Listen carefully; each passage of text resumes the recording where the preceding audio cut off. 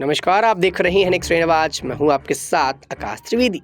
संसदकालीन सत्र की शुरुआत हो चुकी है। वहीं मंगलवार को जब लोकसभा में जम्मू कश्मीर से संबंधित दो अहम बिल पेश किए गए तो कुछ ऐसा हुआ जिसकी वजह से केंद्रीय गृह मंत्री अमित शाह यहां पर बुरी तरह भड़क गए। आपको बता दें कि इस दौरान कांग्रेस सांसद मनीष तिवारी और तृणमूल कांग्रेस के वरिष्ठ सांसद सौगात राय से उनकी बहस तीखी हो गई।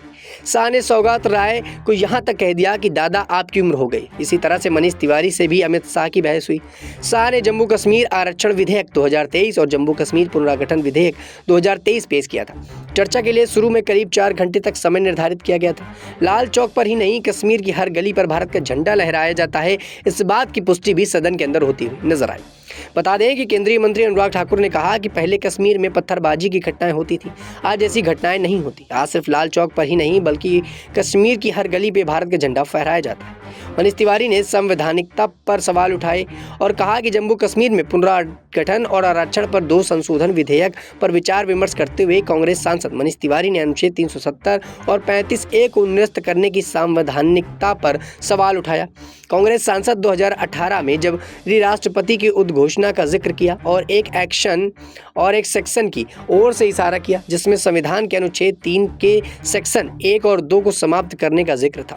मनीष तिवारी ने आरोप लगाया था कि अनुच्छेद 370 को निरस्त करने का विचार पूर्व राज्य जम्मू कश्मीर में राष्ट्रपति शासन की घोषणा में शामिल किया गया था।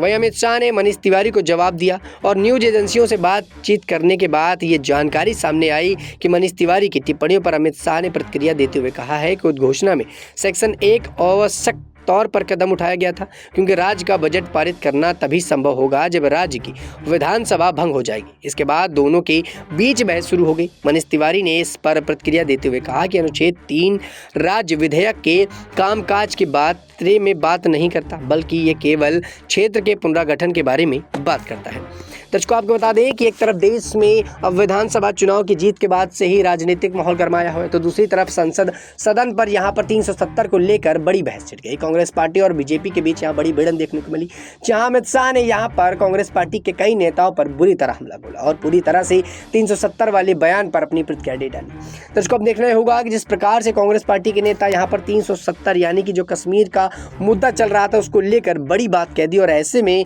यहां पर केंद्रीय गृह मंत्री अमित शाह भड़कते हुए नजर आए तो आगे क्या कुछ होता हुआ नजर आएगा। क्या 370 की जो बातें यहां पर चल रही, क्या 370 यहां पर हटता हुआ नजर आएगा या 370 का जो मुद्दा है वो और ज्यादा गर्माता हुआ नजर आएगा। आप अपनी राय जो भी रखते हो नीचे कमेंट बॉक्स में जरूर दीजिएगा हमें। फिलहाल के लिए इतना ही। देश दुनिया की तमाम खबरों से जुड़े रहने के लिए आप देखते रहिए नेक्स्ट 9 आवाज।